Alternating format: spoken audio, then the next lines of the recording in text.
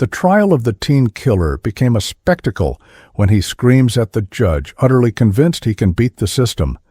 But behind his courtroom theatrics lay a community paralyzed by a series of sadistic acts and a justice system struggling to comprehend the cruelty of one so young.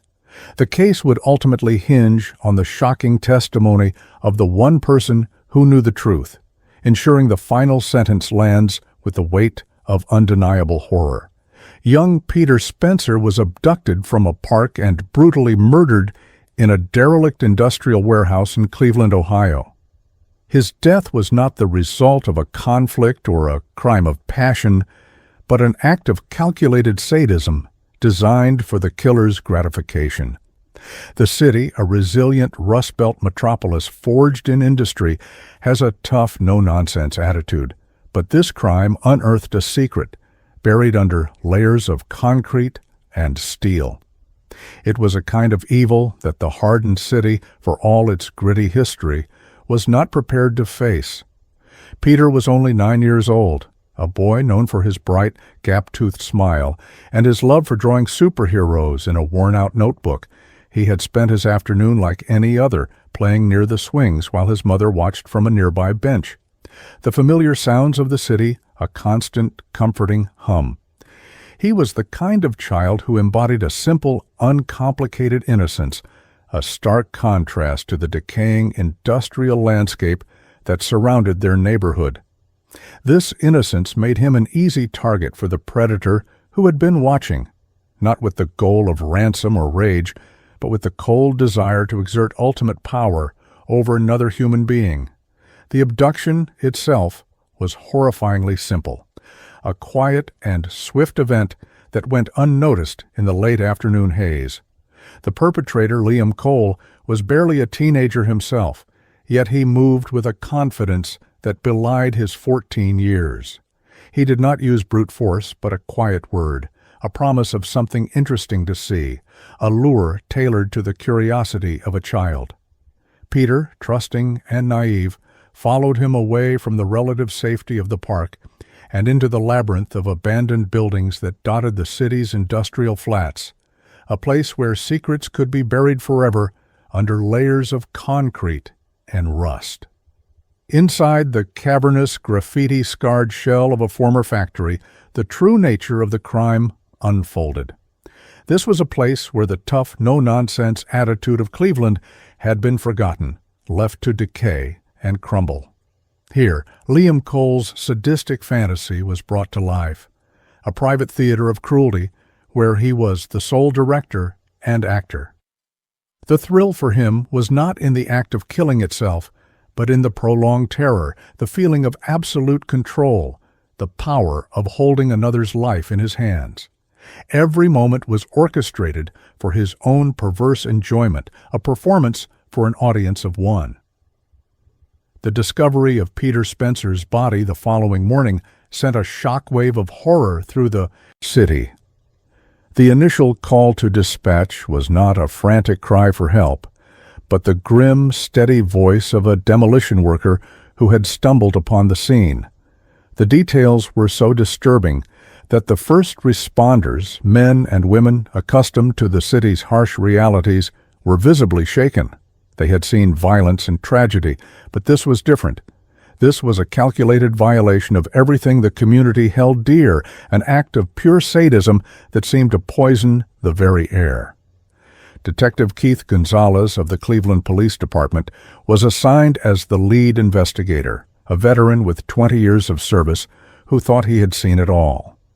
He was a product of the city's tough, no-nonsense culture, a man who believed in clear lines between good and evil, right and wrong. Yet, as he stood in the cold, cavernous warehouse, the evidence before him challenged his understanding of human depravity. The scene was not chaotic, but orderly, meticulously arranged in a way that spoke to the killer's chilling composure and the pleasure he took in his work. The investigation began to focus on the area's known offenders, but none of the usual suspects fit the psychological profile. This killer was not motivated by money, lust, or revenge. They were motivated by the act itself, a thrill killer in the purest sense. Detective Gonzalez and his team worked around the clock, chasing down leads that went nowhere, the pressure from the public and the media mounting with each passing hour. The city's resilient spirit felt fractured, its sense of security shattered by the knowledge that such a monster could be walking among them, hidden in plain sight. The first major break in the case came from an unlikely source, a series of anonymous, taunting notes sent to a local news station. The notes were written in a childish scrawl, but contained details about the crime that only the killer could know. They were filled with arrogant boasts and a chilling lack of remorse, expressing a deep-seated need for recognition and a perverse pride in the act. This was the killer's first mistake, a narcissistic impulse to insert himself into the narrative, a desire to be seen and feared. The notes provided a crucial clue, a psychological fingerprint of a perpetrator who was both immature and highly intelligent, a dangerous combination. Detective Gonzalez recognized the handwriting and the tone from another, seemingly unrelated case file from months earlier, involving the torture of small animals. That file had been closed due to a lack of evidence, but it had a primary person of interest, a 14-year-old boy named Liam Cole. The connection was a long shot, but it was the only lead they had that felt right, the only one that matched the unsettling profile of their killer. Liam Cole was known in his neighborhood as a quiet, withdrawn teenager, a boy who kept to himself and rarely caused any trouble. He lived in a small, run-down house with a single parent, a detail that seemed unremarkable in a city filled with families struggling to get by. But beneath this unremarkable surface, a profound darkness was festering, a psychopathy that had been allowed to grow unchecked, misunderstood, and ignored by those around him. The warning signs had been there, but in a tough city where people minded their own business, they had been dismissed as the strange behavior of a troubled kid. When Detective Gonzalez and his partner arrived at Liam Cole's home, they were met with a calm, almost bored demeanor that was deeply unsettling. Liam showed no surprise, no fear, no emotion at all, as the detectives questioned him about his whereabouts on the day of the murder. He answered their questions with a disconcerting politeness, his eyes empty and cold, a chilling preview of the monster that lay beneath. It was during this initial encounter that Gonzalez felt a certainty deep in his gut. This was their killer, a child with the soul of a predator. The detectives secured a search warrant, and what they found in Liam's small, cluttered bedroom confirmed their worst fears. Tucked away in a shoebox under his bed was Peter Spencer's worn-out notebook, the one with the superhero drawings. Alongside it were other, more disturbing items, a collection of newspaper clippings about the murder, and a series of detailed, violent drawings that depicted the crime with chilling accuracy. It was a trophy box, a private collection of mementos from an act he considered his greatest achievement. And it was the final irrefutable piece of evidence they needed to make an arrest. The crime of pure sadism had a face, and it was the face of a child. The arrest of 14-year-old Liam Cole was a quiet, almost surreal event, devoid of the drama or resistance that usually accompanied such a moment. He sat calmly on his bed as detectives placed him in handcuffs, his expression a mixture of boredom and faint amusement. There was no denial, no outburst of fear or anger, only a profound and chilling detachment that unsettled the seasoned officers. He seemed to view the entire process as a game, an interesting new chapter in a story where he was the central character, and he was eager to see what would happen next. At the station, Liam was placed in an interrogation room, a sterile, windowless box that seemed to amplify his unnerving composure. Detective Keith Gonzalez sat across from him, a man twice his size and with decades of experience. Yet he felt a sense of unease he hadn't experienced before. He began the interview with standard questions, trying to build a rapport But Liam was not interested in pleasantries. He was waiting for the real conversation to begin, the one where he could finally talk about what he had done, and he didn't have to wait long. When Gonzalez finally broached the subject of Peter Spencer, Liam's demeanor shifted. A small, knowing smile played on his lips, and his eyes, which had been empty and distant, now held a disturbing glint of excitement. He confessed almost immediately, not with a sense of guilt or remorse, but with an air of pride, as if he were recounting a difficult but rewarding school project. He corrected Gonzalez on minor details, eager to ensure that the detective understood the full scope of his accomplishment and the precision with which it had been executed. What followed was not a confession in the traditional sense. It was a performance, a guided tour through an act of unspeakable cruelty. Liam Cole became a detail-oriented sadist, relishing every gruesome element of his crime as he recounted it for the detectives. He spoke in a calm, measured tone, providing specific, unnecessary details that he knew would inflict the maximum amount of psychological trauma on his audience. He described the exact words Peter had said, the look of fear in the young boy's eyes, and the precise methods he had used, all with the detached analysis of a scientist describing an experiment. The purpose of his detailed confession was clear. It was not to unburden his soul, but to assert his power and superiority. He wanted the detectives to feel a fraction of the terror and helplessness his victim had felt. He was using his words as a weapon, turning the interrogation room into another stage for his sadistic impulses. Every horrific detail was a deliberate act of psychological warfare, designed to shock, disgust, and ultimately to traumatize the very people who were supposed to represent order and control in the tough, no-nonsense city of Cleveland. Detective Gonzalez maintained his professional composure, but inwardly he was reeling. He had interrogated murderers, gang members, and hardened criminals, but he had never encountered a mind like Liam Cole's. The boy's complete lack of empathy was absolute, a void of human emotion that was terrifying to behold. He spoke of inflicting pain and death with the same emotional tone one might use to describe assembling a piece of furniture, and it was this profound emptiness that made him truly monstrous. Liam seemed to particularly enjoy describing the moments of his victim's final pleas, recounting them with a slight smirk. He mimicked the boy's cries, a cruel and mocking imitation that made the blood of the officers run cold. This was not just a confession. It was a reenactment, a way for him to relive the thrill of the crime. He was not just admitting his guilt, he was boasting about it, ensuring that every person in that room understood that he had enjoyed every single second of what he had done. The confession continued for over 3 hours, a relentless monologue of depravity. Liam provided details that the police hadn't even discovered yet, including the location of the murder weapon, which he had carefully cleaned and hidden.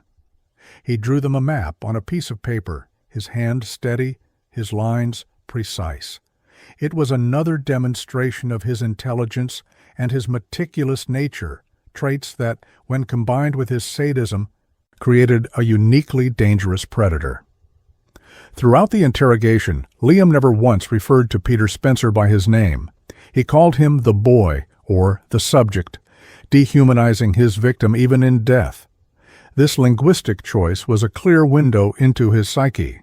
To him, Peter was not a person, but an object, a thing to be used for his own gratification. It was a chilling testament to his complete inability to connect with or value the life of another human being, a hallmark of profound psychopathy. As the interrogation wound down, Liam asked a question that left the detectives speechless. He looked directly at Gonzalez and asked, "Was it the best one you've ever seen?" He was seeking a review, a critique of his work, from an expert in the field of violence. He wanted validation, a confirmation that his act of murder was exceptional, that he was not just another killer, but an artist of cruelty. The question revealed the depth of his narcissism and his desperate need for his crime to be recognized as something special. The confession was recorded on video, a document that would become a central piece of evidence in the case against him. Watching the tape, it was hard to reconcile the image of the small, 14-year-old boy with the monstrous words that flowed from his mouth.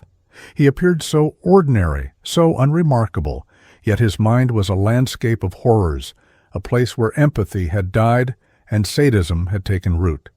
This disconnect was perhaps the most terrifying part of all, the realization that such evil could be hidden behind such a deceptively normal facade. For Detective Gonzalez and his team, the confession was a professional victory but a personal nightmare. They had their killer, and his own words would ensure he was convicted. But they were also left with the images and descriptions that Liam had so eagerly provided, memories that would haunt them for years to come. They had looked into the eyes of a monster, and the monster had looked back, not with rage or madness, but with the calm, calculating gaze of a predator who was proud of his work and who had been all too happy to share the details. With Liam Cole's detailed and chilling confession secured, the prosecution had a powerful foundation for their case, but Prosecutor Thomas Thompson knew that a confession alone was not enough. The defense would undoubtedly try to have it thrown out, arguing it was coerced from a minor.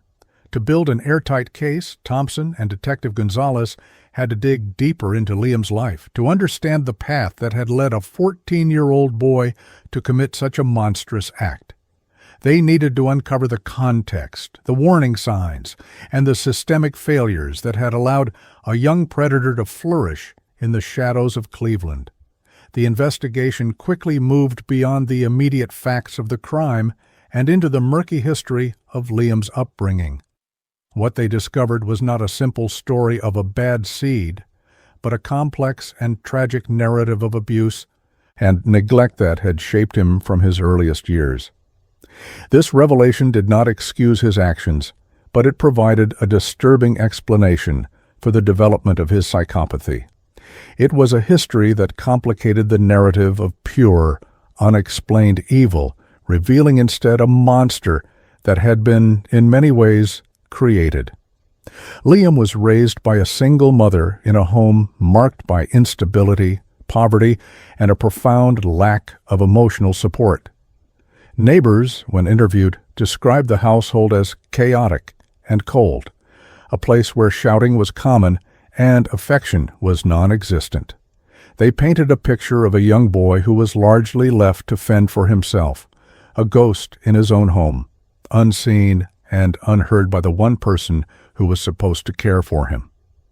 The tough, no-nonsense attitude of the city meant that people generally kept to themselves, and the quiet tragedy unfolding behind closed doors went largely unnoticed. The investigation into the child perpetrator revealed a history of unspeakable abuse and neglect at the hands of his caregiver. His mother, a woman battling her own demons of addiction and mental illness, had subjected Liam to years of both physical and severe emotional cruelty. She was not just neglectful, she was actively hostile, treating her son as a burden and an object of her resentment. This constant degradation had taught Liam a brutal lesson from a very young age, that empathy was a weakness and that causing pain was a way to feel powerful in a world where he was otherwise powerless. School records provided further evidence of a deeply troubled child whose cries for help were systematically ignored. Teachers had noted Liam's social withdrawal, his lack of friends, and his disturbing, violent drawings for years. He was often described as unreachable and emotionally vacant, clear red flags that pointed to a serious, underlying pathology. Yet these observations were never met with any meaningful intervention. They were simply notes in a file, data points in a system that was too overwhelmed and under-resourced to handle a child as broken as Liam Cole. The failure was not just on the part of the school system, but also on the part of Child Protective Services, There had been several calls to the agency over the years from concerned neighbors and even a distant relative reporting the neglectful conditions of the home. Each time a cursory investigation was conducted, but the case was ultimately closed, deemed not severe enough to warrant removing the child. These bureaucratic failures, these missed opportunities to intervene, had allowed Liam to remain in a toxic environment that was actively shaping him into a predator. As detectives pieced together Liam's life, they found a clear pattern of escalating cruelty that began long before the murder of Peter Spencer.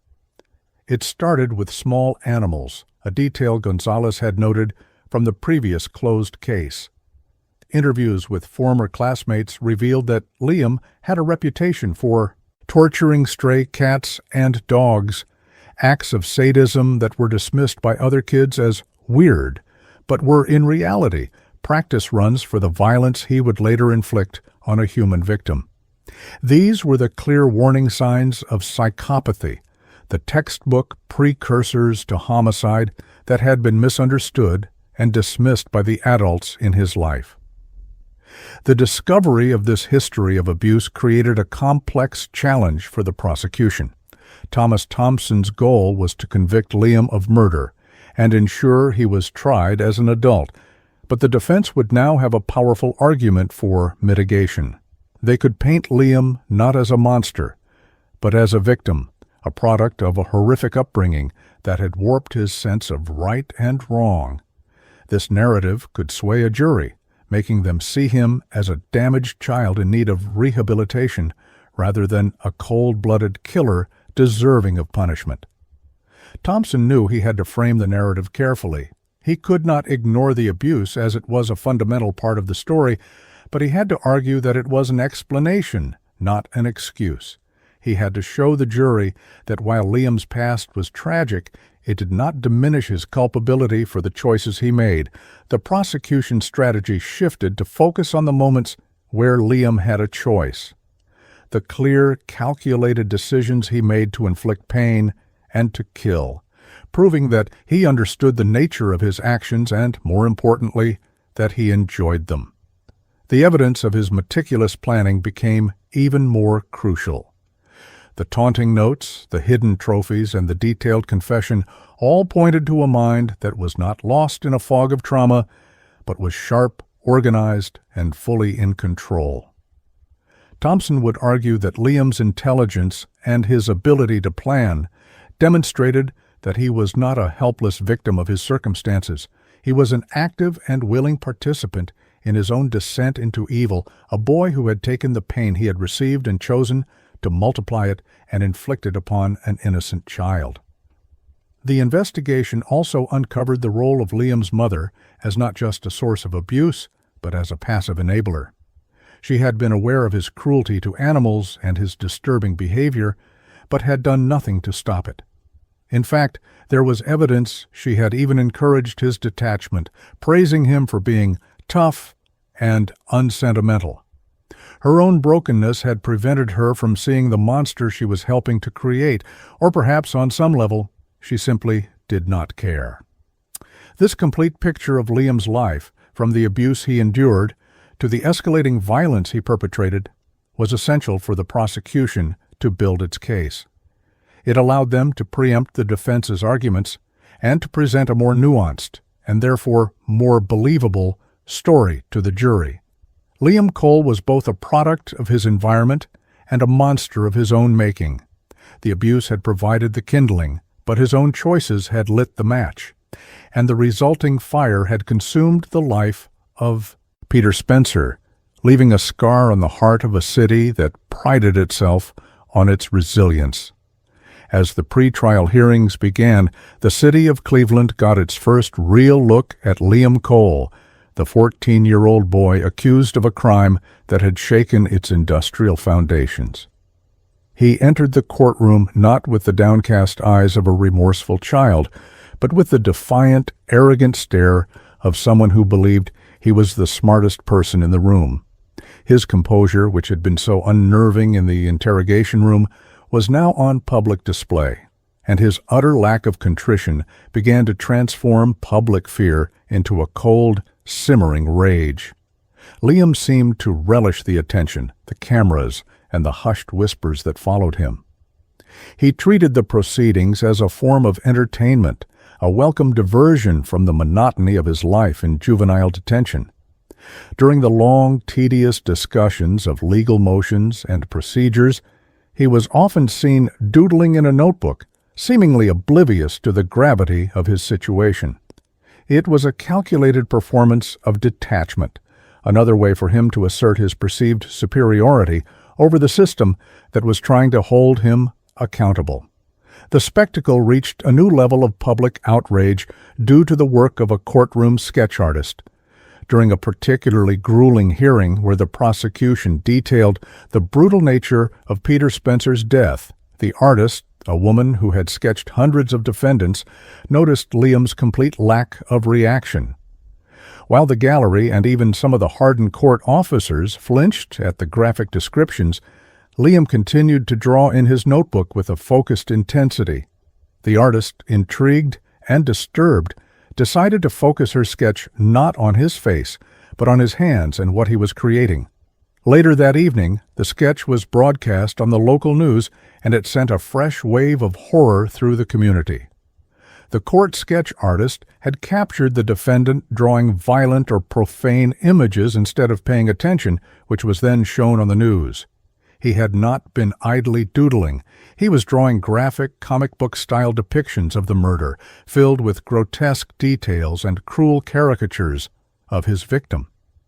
It was a visual confession, a window into his unrepentant mind, and it served as undeniable proof of his monstrous nature for the entire city to see. The broadcast of the sketches ignited a media firestorm. The drawings were seen as a direct taunt to the victim's family and a gesture of supreme contempt for the justice system.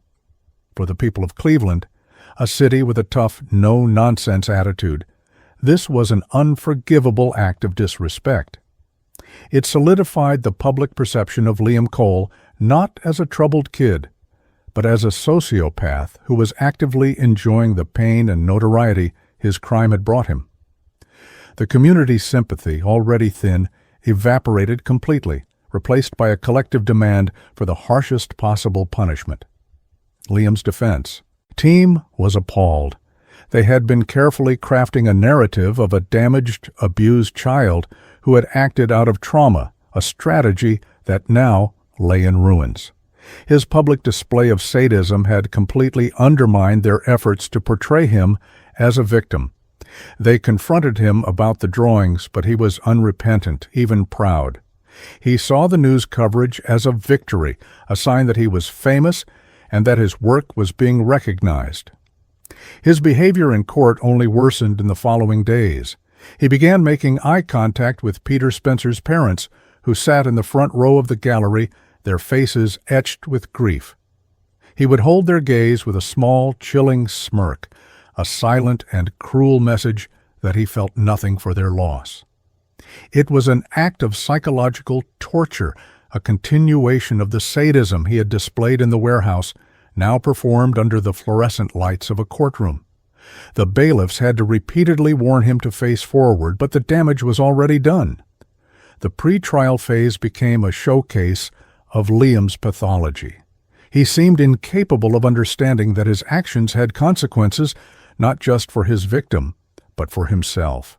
He was convinced that he could outsmart everyone, that his intelligence would allow him to beat the system. This profound arrogance was his greatest weakness, leading him to make mistake after mistake, each one further cementing the prosecution's portrait of him as a remorseless killer who deserved to be tried as an adult. Prosecutor Thomas Thompson, while publicly condemning Liam's behavior, was privately grateful.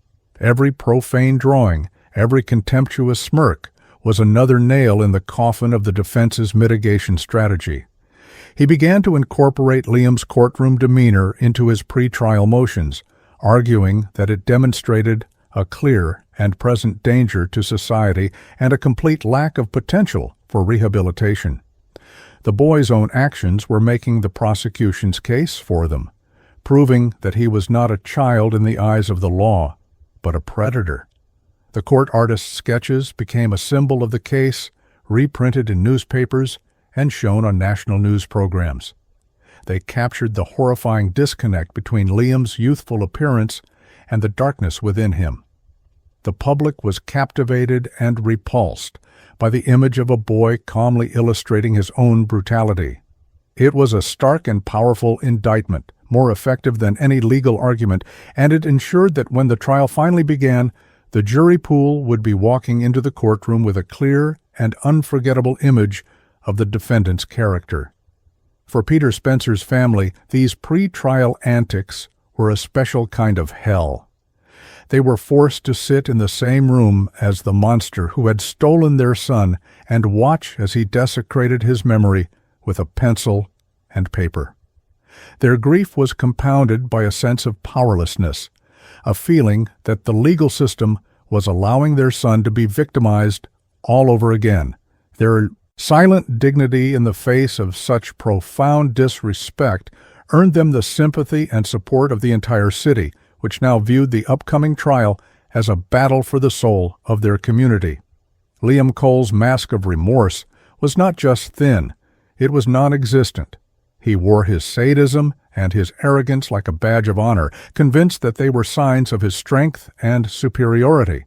He did not realize that in the court of public opinion, and soon in a court of law, they would be interpreted as nothing less than an admission of guilt and a confession of an evil soul.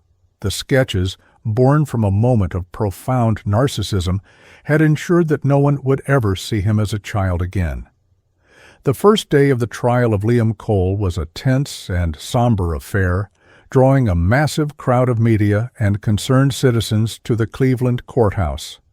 The city's resilient heart was on edge, waiting to see how the justice system would handle a case that had challenged its tough, no-nonsense sensibilities. The central question was not one of guilt or innocence. Liam's confession and the mountain of evidence had largely settled that, but of accountability. The entire legal battle would hinge on a single, crucial determination. Was Liam Cole a child to be rehabilitated, or an adult to be punished? From the moment the proceedings began, the courtroom was sharply divided on this issue. The defense, led by a court-appointed attorney who looked perpetually exhausted, immediately filed a motion to have the case moved to juvenile court. They argued that a 14-year-old, regardless of the crime, lacked the mental and emotional development to be tried as an adult. The prosecution, led by the stoic and determined Thomas Thompson, countered with a fierce and passionate argument that the nature of the crime transcended age. The adult in the room? The trial begins by putting the defendant's age front and center, with the defense arguing for juvenile court, while the prosecution insists they must be tried as an adult for such a heinous act. This initial clash set the tone for the entire trial, transforming it from a simple murder case into a profound legal and philosophical debate about the nature of evil and the limits of childhood innocence. The judge, a veteran of the bench known for his stern demeanor, listened intently, knowing his decision on this matter would have far-reaching consequences. Liam Cole, sitting at the defense table, seemed to enjoy being the center of this high-stakes debate. He listened to the arguments about his own psychological state with a detached curiosity, as if they were discussing a character in a book. His arrogance had not waned. If anything, the formality of the trial seemed to amplify it. He looked around the courtroom, making eye contact with jurors and reporters, a faint, condescending smile on his face, convinced that this was all just an elaborate game being played for his benefit. The defense attorney presented his case first, calling a child psychologist to the stand to testify about adolescent brain development. The expert spoke about impulse control, the inability to fully grasp long-term consequences, and the profound impact of trauma on a young mind. He argued that Liam Cole, as a victim of severe abuse and neglect, was not operating as a rational adult when he committed the crime, but as a damaged child lashing out in a dysfunctional way. It was a compelling academic argument that sought to place Liam's actions within a scientific framework of diminished capacity. Prosecutor Thomas Thompson's cross-examination was a masterclass in controlled aggression. He did not dispute the science of brain development, nor did he downplay the horrors of Liam's upbringing. Instead, he focused on the elements of the crime that defied the impulsive child narrative: the meticulous planning, the deliberate luring of the victim, the careful concealment of the murder weapon, and the taunting notes sent to the media.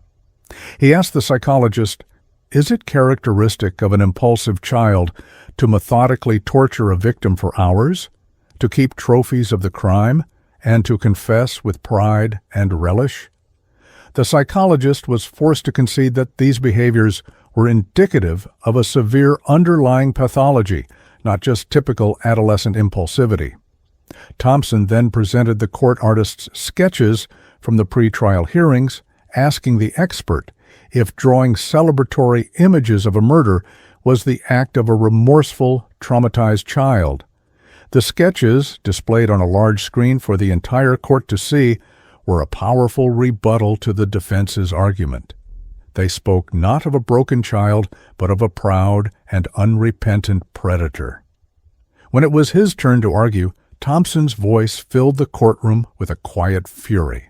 He painted a vivid picture of the crime, not just as an act of violence, but as an act of profound evil that demanded to be judged by the highest standards of the law. He argued that the level of sadism and calculation displayed by Liam Cole forfeited his claim to the protections of childhood. "The law recognizes that children are different," Thompson declared, his voice rising, "but it does not, and it cannot, provide a shield for monstrosity." He concluded his argument by invoking the spirit of the city itself. He spoke of Cleveland as a place that understood hardship and resilience, a place with a tough, no-nonsense attitude toward right and wrong.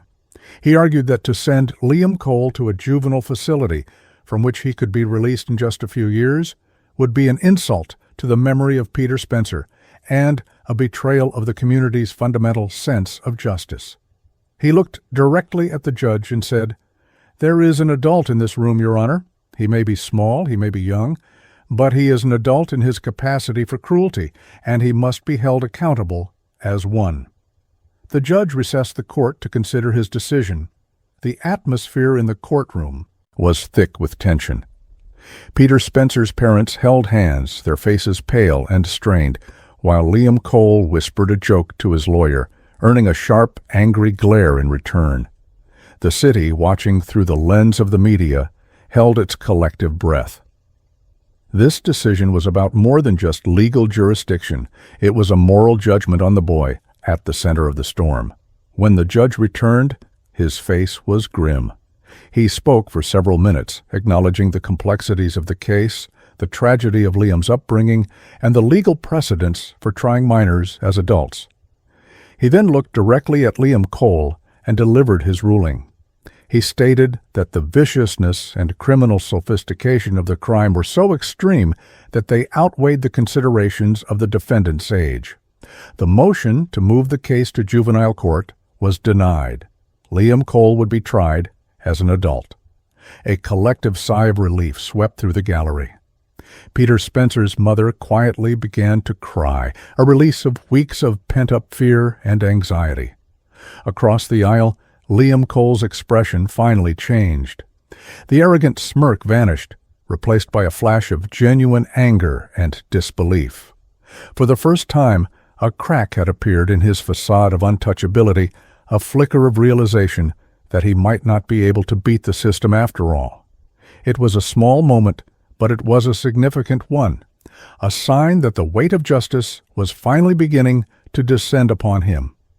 With the jurisdictional battle won, the trial of Liam Cole proceeded in adult court, and prosecutor Thomas Thompson began the methodical process of laying out the state's case. He knew that despite the confession and the public sentiment against Liam, He needed to build an undeniable wall of evidence. He had to prove not just that Liam had killed Peter Spencer, but that he had done so with malice, premeditation, and a level of cruelty that warranted a life sentence. His strategy was to present a narrative so horrifying and airtight that the jury would have no choice but to see the defendant for the monster he was. The first few days of testimony were dedicated to the forensic evidence. Crime scene investigators, medical examiners, and forensic analysts took the stand one by one, their testimony painting a grim and clinical picture of the crime. They presented photographs, DNA evidence, and the murder weapon itself, each piece of evidence a silent testament to the brutality of Peter's final moments. Throughout this testimony, Liam remained impassive, his gaze fixed on the witnesses with an unnerving, analytical curiosity, as if he were a student attending a lecture on his own handiwork. The prosecution also called the demolition worker who found the body and the first responders to the scene. Their emotional, often choked testimony served to rehumanize the victim, to remind the jury that behind the cold, hard facts of the case was the tragic loss of a young, innocent life. The jurors listened intently, their faces a mixture of sorrow and disgust. The tough, no-nonsense city of Cleveland was represented in that jury box, and they were not easily shocked. But the details of this crime were testing their resilience. The prosecution's case was strong, but Thompson knew he needed something more, a piece of testimony that would illuminate the darkness of Liam's soul in his own words, beyond the formal confession. He needed to show the jury the defendant's true character, stripped of any pretense or legal coaching. His star witness for this purpose was a man who had shared a holding cell with Liam in the days following his arrest, a career criminal who had agreed to testify in exchange for a lighter sentence on his own charges.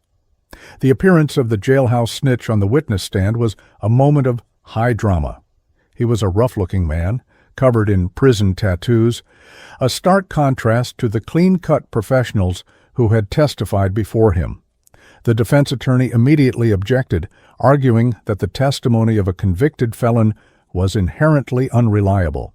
The judge overruled the objection, reminding the jury that it was up to them to weigh the credibility of the witness. Under Thompson's careful questioning, the informant began to speak, and the courtroom fell silent. He described the Liam Cole he had met in jail, not the quiet, detached boy sitting at the defense table, but a boastful, arrogant teenager who was proud of what he had done. The witness testified that the perpetrator bragged about the murder in graphic, sadistic detail, even laughing about it. He recounted how Liam had described the murder as a work of art and had complained that the newspapers hadn't done justice to the creativity of his methods. The informant's voice was low and gravelly, but his words were clear and devastating.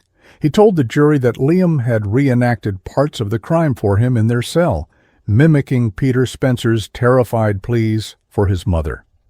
He thought it was funny, the witness said, shaking his head in disbelief. He laughed. He said the kid cried like a baby, and it was the best sound he'd ever heard. This testimony was a gut punch to everyone in the courtroom, a glimpse into a mind utterly devoid of human decency. The defense attorney's cross-examination was aggressive. He attacked the informant's character, listing his long string of prior convictions and accusing him of fabricating the story to get a deal with the prosecution. "You're a liar, aren't you?" the lawyer shouted. "You would say anything to save your own skin." The witness didn't flinch. He looked from the lawyer to the jury and said calmly, "I've done a lot of bad things in my life, but I've never seen anything like this kid. I've got a nephew his age. What he did, it ain't right. I ain't lying about this." His simple, earnest delivery seemed to resonate with the jury more than the lawyer's blustering attacks. They saw him not as a saint, but as a man from a world of violence who had nonetheless been shocked and horrified by the defendant's cruelty. His testimony had the ring of truth, a truth that was too specific and too awful to be invented. He provided details about Liam's comments that matched the evidence perfectly, details he could only have known if Liam had told him. The most damning part of his testimony came at the end. Thompson asked him if Liam had ever expressed any remorse, any guilt, any sadness at all. The informant paused for a long moment, then looked directly at Liam. He said he had one regret, the witness said, his voice barely a whisper. He regretted that he didn't get to do it again. He said he was already planning the next one when he got caught. This final statement landed like a bomb in the courtroom. It painted Liam not just as a killer, but as a budding serial killer, a predator who had only just begun his reign of terror. It was the final crucial piece of the puzzle for the prosecution, the testimony that stripped away any lingering doubt about Liam's nature. It proved that this was not a one-time tragic mistake. It was the debut performance of a monster. As the jailhouse snitch stepped down from the stand, a heavy silence filled the room. The jurors avoided looking at the defendant, their faces set and grim. Peter Spencer's father put his arm around his wife, who was weeping silently. And for the first time since the trial began, Liam Cole's arrogant facade seemed to crumble. He looked small and cornered, his eyes darting around the room, a flicker of fear replacing his usual smirk. The words of the informant, a man he had dismissed as a nobody, had done more damage to him than any piece of forensic evidence. They had exposed his soul, and there was nothing but darkness to be found. After the prosecution rested its devastating case, the burden shifted to Liam Cole's defense team. Their task was formidable, almost impossible. They were not trying to prove his innocence, the evidence was too overwhelming for that, but to save his life from a future spent entirely behind bars. Their strategy was to build a narrative of mitigation, to portray Liam not as a cold-blooded monster, but as the tragic, inevitable product of a horrific childhood. They had to make the jury see the abused boy beneath the remorseless killer. The defense's case began with a series of witnesses who could speak to the neglect and chaos of Liam's home life. They called a social worker, a former teacher, and a neighbor, each of whom painted a bleak picture of his upbringing. They testified about his mother's addiction, the lack of food in the house, and the emotional vacancy that had defined his existence. The goal was to build a foundation of sympathy, to show the jury that Liam had never been given a chance to develop a normal moral compass. The cornerstone of their defense, however, was intended to be a character witness, a distant aunt who had maintained some contact with Liam over the years. She was presented as someone who had seen a different side of the boy, a glimmer of the good child he might have been under different circumstances. The defense attorney handled her with gentle, leading questions, trying to elicit testimony about any moments of kindness or vulnerability she might have witnessed. She was supposed to humanize him, to provide a counterpoint to the monstrous image the prosecution had so effectively created. The aunt, a nervous, weary-looking woman, began her testimony as planned. She spoke of a quiet, withdrawn boy who loved to read and who rarely caused any trouble. She described him as shy and misunderstood, a victim of his mother's cruelty. For a few minutes, the strategy seemed to be working. The jury was listening intently, their expressions softening slightly. They were finally hearing about a version of Liam Cole that was not a sadist or a predator, but just a lonely, neglected kid. The narrative began to unravel, however, during the cross-examination. Prosecutor Thomas Thompson approached the witness with a calm, almost friendly demeanor, lulling her into a false sense of security. He started by asking her about her claim that Liam was a good boy at heart. He then, very casually, asked her if she remembered a specific incident from a family gathering about 2 years prior, an incident involving the family dog. The aunt's demeanor immediately shifted. She became visibly flustered, her eyes darting towards the defense attorney, who could only watch helplessly. She claimed she couldn't recall the specific event, but Thompson pressed her, his voice growing firmer. "Let me refresh your memory," he said. "Are you aware that Liam, who was 12 at the time, was found in the garage, having purposefully broken the family dog's leg with a hammer?" The courtroom gasped. The character witness backfires. A witness testifying to the defendant's good character accidentally reveals a past act of shocking violence or cruelty. The aunt stammered, trying to deny it, but Thompson produced a veterinary record from the following day, documenting a severe non-accidental fracture. The document had been buried deep in the discovery files, a detail the defense had apparently overlooked or dismissed as insignificant. Trapped and under oath, the aunt's story crumbled. She admitted that the incident had happened, but she tried to downplay it, saying he was just a boy, he didn't know any better. Thompson seized on this. "He didn't know it was wrong to break a dog's leg with a hammer?" he asked, his voice dripping with incredulity. "Is that what you call good character?" The damage was catastrophic. In a matter of minutes, the defense's attempt to portray Liam as a misunderstood victim had been completely obliterated. The witness, who was supposed to be his greatest advocate, had just provided the jury with a chilling example of his premeditated cruelty from years before the murder. It was not a story of a boy lashing out in pain. It was a story of a young sadist honing his craft, and she had been part of the conspiracy of silence that had allowed it to happen. Thompson wasn't finished. He continued to question the aunt, forcing her to admit that she and other family members had known about Liam's disturbing behavior for years, but had chosen to do nothing, preferring to not get involved. Her testimony, which was intended to generate sympathy for Liam, now painted a damning picture of an entire family system that had enabled a monster. They had seen the warning signs, the clear evidence of a budding psychopathy, and they had looked the other way. The defense attorney's face was ashen. He had no more questions for the witness. As the aunt stepped down from the stand, she avoided looking at Liam, her face a mask of shame and regret. She had come to the court to help him, but instead she had hammered the final nail into his coffin. She had confirmed the prosecution's central argument, that Liam's path to murder was not a sudden turn, but a long, deliberate journey marked by clear acts of escalating violence that were ignored by the very people who should have stopped him. For the jury, this moment was a turning point.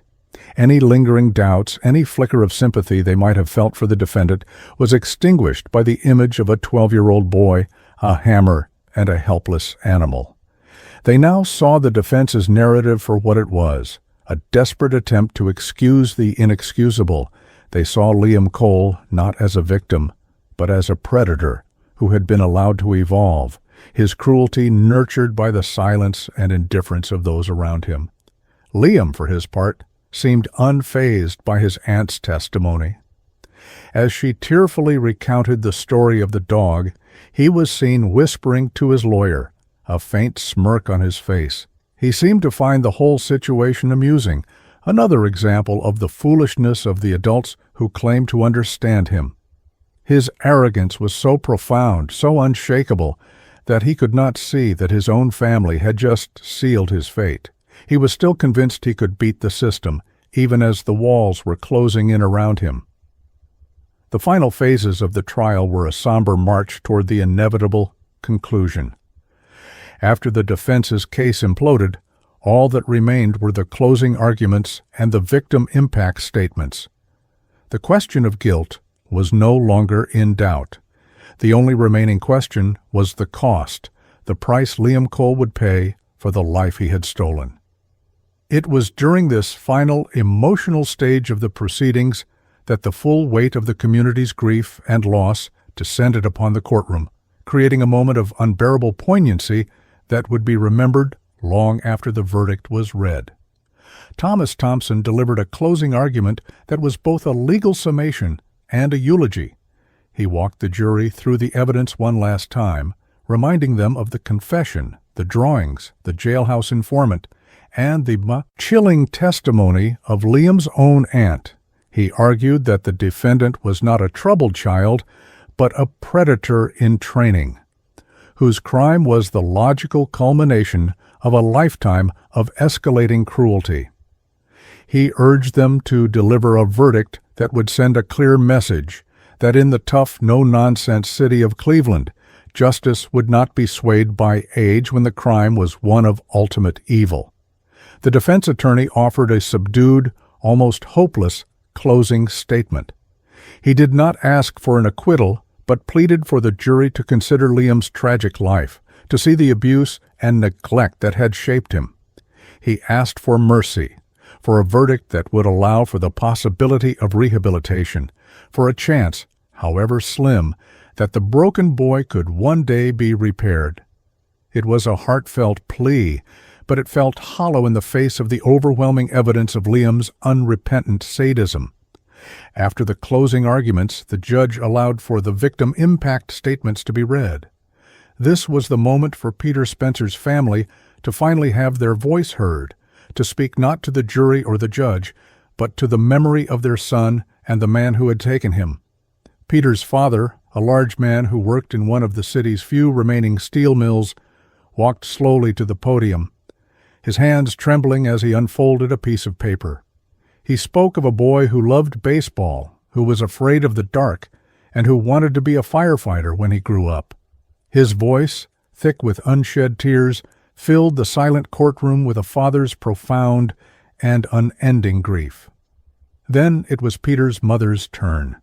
She did not approach the podium. Instead, with the judge's permission, she walked to the prosecutor's table and picked up a small, sealed evidence bag. She carried it to the witness stand and placed it gently before her. The bag contained a pair of small, worn-out sneakers, blue with red laces, scuffed at the toes from countless hours of play. Her statement was not a speech, but a story addressed directly to the jury. She spoke of the day she had bought those shoes for Peter, just 1 week before he was killed. She described his excitement, how he had insisted on wearing them out of the store, how he had run ahead of her on the sidewalk, convinced his new shoes made him the fastest boy in the world. Her voice was quiet, but her words carried an immense weight, each one a testament to the small, precious moments that make up a life. The empty shoes. The victim's shoes are entered into evidence, and their parent describes buying them for their child just a week before the murder.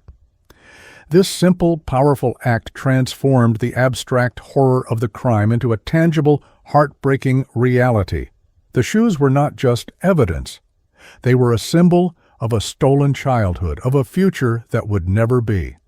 They were a silent, devastating rebuttal to every legal argument, every psychological theory, every attempt to rationalize or excuse the act that had left them empty.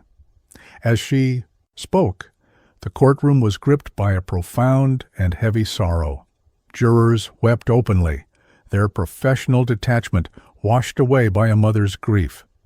Even the stoic, hardened judge was seen wiping his eyes. The shoes sat on the witness stand, a small, lonely monument to a life cut short, a symbol of all the steps their owner would never get to take. The collective heart of the city seemed to break in that moment, the tough, resilient facade cracking under the weight of such an intimate and unbearable loss. Liam Cole, who had remained arrogant and defiant throughout the trial, finally seemed to be affected. He stared at the shoes, his usual smirk gone, his face pale and tight. It was unclear if he was feeling a flicker of remorse or simply the discomfort of being confronted with the undeniable reality of his actions. For the first time, he was not the center of attention. The empty shoes had stolen the stage, their silent testimony more powerful than any of his taunts or performances.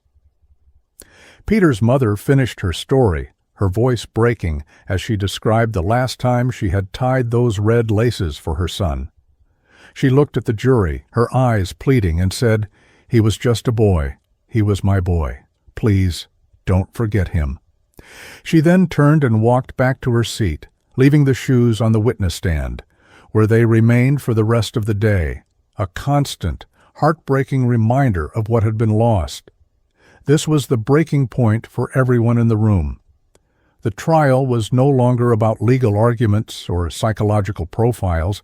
It was about a pair of empty blue sneakers and the 9-year-old boy who should have been wearing them. The emotional impact was so profound that it seemed to suck the air out of the room, leaving nothing but a shared sense of grief and a quiet, desperate need for justice.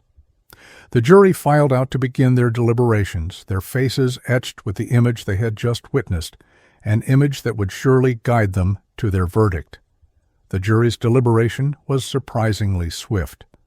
After weeks of testimony, the final image of Peter Spencer's empty shoes had crystallized the case, stripping it down to its tragic essence. They returned to the courtroom in just under 4 hours, their faces grim and resolute. The verdict was a formality. Everyone in the room knew what it would be. The clerk read the decision in a clear, steady voice. Guilty on all counts, including murder in the first degree. A wave of quiet relief washed over the gallery as Peter's family embraced, weeping. Liam Cole received the verdict with a blank expression, the arrogant smirk he had worn for so long finally gone, replaced by a sullen, childish pout. The reality of his situation was at last beginning to penetrate his wall of narcissistic denial. The sentencing phase was scheduled for the following week, a final hearing that would determine whether he would spend the rest of his life in prison. While the outcome seemed certain, there was one last, shocking twist to come, a final revelation that would reframe the entire tragedy and expose the true root of the evil that had been unleashed on the city.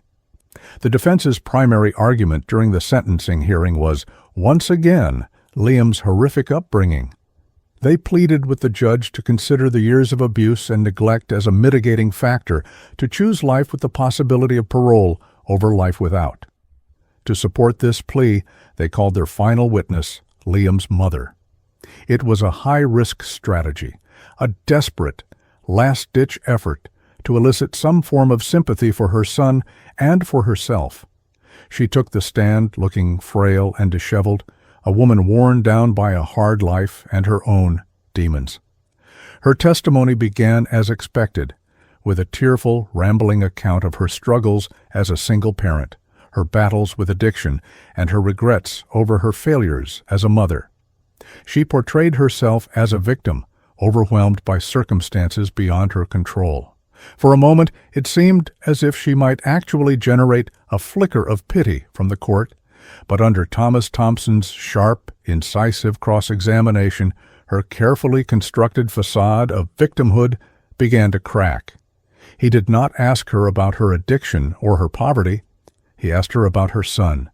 He asked her about the dog with the broken leg, about the violent drawings she must have seen, about the cold, empty look in her child's eyes. With each question, he chipped away at her denial, forcing her to confront the truth she had avoided for so long. The breaking point came when Thompson presented her with a child's drawing, one that detectives had found tucked away in a box of old papers in her closet. It was not one of Liam's violent sketches, but a drawing he had made when he was 6 years old. It depicted 2 stick figures, a small boy, crying, and a larger figure, a woman standing over him with a belt in her hand. Thompson asked her to identify the people in the picture. She stared at the drawing, her face contorting with a mixture of emotions. She finally broke down, not with tears of self-pity, but with a raw, guttural sob of guilt and rage. The truth, suppressed for years, came pouring out in a torrent of anguish. The parent's confession of creation. The defendant's parent testifies not just to enabling, but to actively molding the defendant into a monster through years of psychological and physical abuse. She confessed that her abuse of Liam was not just neglect or occasional outbursts of anger. It was a systematic, daily campaign of psychological and physical torture. She admitted that she had resented him from the day he was born and had taken her own self-hatred out on him.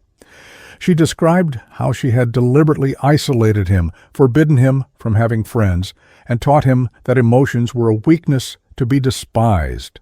She had not just failed to teach him empathy, she had actively crushed it out of him.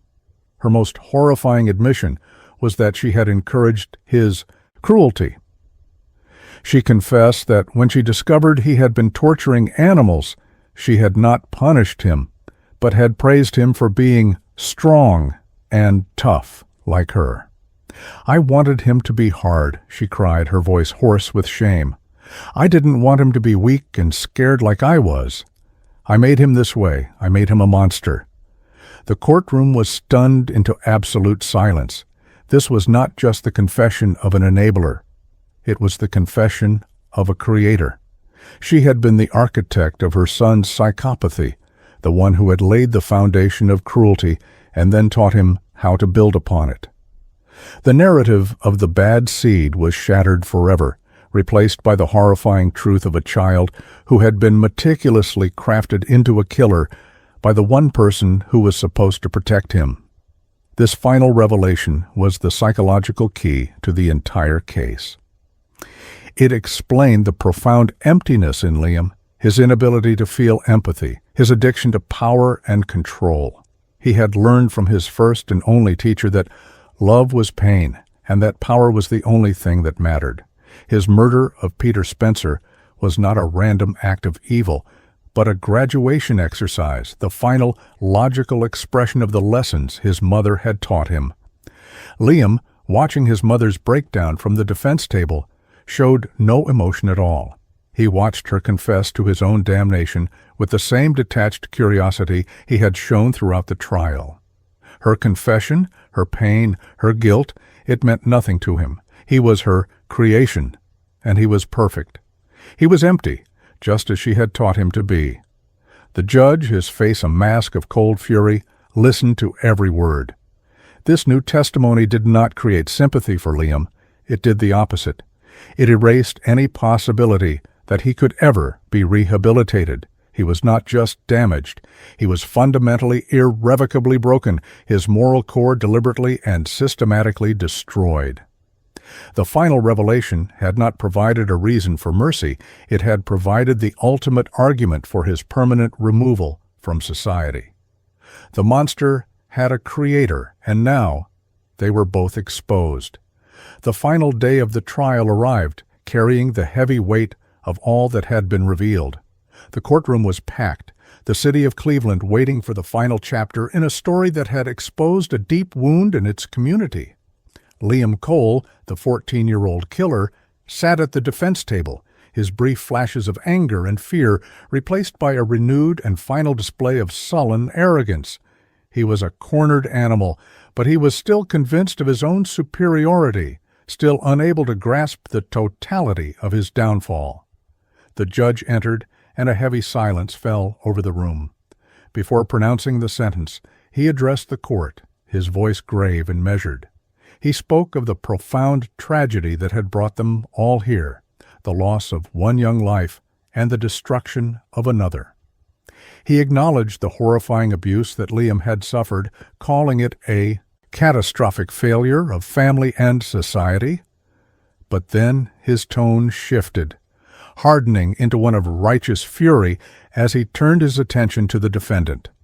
He looked directly at Liam and spoke of the choices he had made, the calculated cruelty, the enjoyment he had taken in the suffering of another human being. He said that while Liam's mother may have provided the clay of his monstrosity, he was the one who had gleefully sculpted it into its final horrific form. The judge made it clear that understanding the origin of his evil did not in any way excuse it. He was not sentencing a victim. He was sentencing a predator. He then read the sentence. For the kidnapping and murder of Peter Spencer, Liam Cole was sentenced to life in prison without the possibility of parole. The words hung in the air, a final, irrevocable judgment. In the gallery, Peter's parents held each other, their long and terrible journey through the justice system finally over. Justice had been served as much as it could be in the face of such an absolute loss. As the sentence was read, Liam Cole's arrogant mask finally broke. The shattered facade, As the sentence is read, the defendant's arrogant mask finally breaks, and they are reduced to a sobbing, pathetic mess of self-pity. His face, which had been a study in contemptuous indifference, suddenly crumpled. The reality of the words "life in prison without parole" crashed down upon him, and the 14-year-old boy, stripped of his monstrous persona, finally emerged. He began to cry, not with tears of remorse for his victim, but with the raw, terrified sobs of a child who finally understands he has lost everything. His breakdown was not a quiet one. It was a raw, guttural wail of despair and self-pity. He screamed, "No!" over and over, his body shaking uncontrollably. The bailiffs moved in to restrain him as he tried to stand, his legs buckling beneath him. The boy who had bragged about his crime in a jail cell, who had laughed at his victim's pleas, who had taunted a grieving family, was now reduced to a puddle of tears on the courtroom floor, a pathetic and wretched creature stripped of all his power. The display was both pitiable and deeply satisfying for those who had witnessed his cruelty. It was the final, undeniable proof that beneath the layers of sadism and narcissism was nothing more than a scared, broken child who had built a fantasy of power that had just been obliterated by the hard reality of the law. His tears were not for Peter Spencer. They were for himself, for the loss of his freedom, and for the dawning realization that he was not, in fact, smarter than everyone else. He had not beaten the system had crushed him. As the bailiffs dragged the sobbing, screaming Liam from the courtroom, a sense of closure, however incomplete, settled over the room. The long nightmare was over. The city of Cleveland, with its tough, no-nonsense attitude, had faced an unspeakable evil and had held it accountable. The secrets buried under layers of concrete had been unearthed, and while the truth was ugly and painful, it had been confronted. Outside the courthouse, Thomas Thompson addressed the media, his face weary but resolute. He spoke of the verdict not as a victory, but as a necessary and just conclusion to a profound tragedy. He paid tribute to the resilience of the Spencer family and the community that had supported them. He ended his statement with a somber warning, a final lesson from a case that had taught everyone so much about the nature of evil. This was not just the story of one monster, he said, his voice carrying over the crowd. It was the story of how a monster is made. It is a reminder that the signs are always there, and that we, as a community, have a responsibility to see them and to act. We failed Liam Cole long before he failed us, and that is a truth we must all carry with us. The sentence had been passed, but the echoes of the crime and the questions it raised would linger in the heart of the resilient city for years to come.